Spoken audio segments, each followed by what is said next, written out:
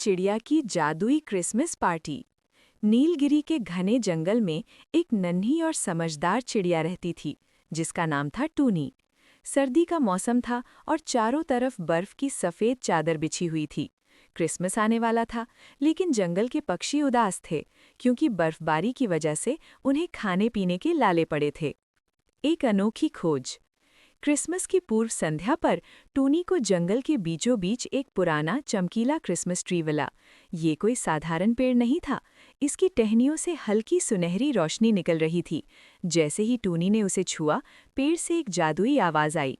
टूनी, अगर तुम अपने दोस्तों के साथ निस्वार्थ भाव से यहाँ खुशियाँ बांटोगी, तो ये क्रिसमस सच में जादुई हो जाएगा। पार्टी की तैयारी। टूनी ने तुरंत अपने सभी दोस्तों कालू कौआ, मिट्ठू तोता और गौरैया को बुलाया। सबने मिलकर उस जादुई पेड़ को जंगली फूलों और रंगीन पत्थरों से सजाया। जैसे ही रात के 12 बजे एक चमत्कार हुआ। जादुई फल।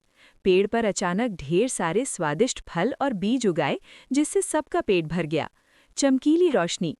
पेड़ की रोशनी से पूरा जंगल जगमगा उठा, जिससे कड़ाके की ठंड में भी सबको गर्माहट महसूस होने लगी।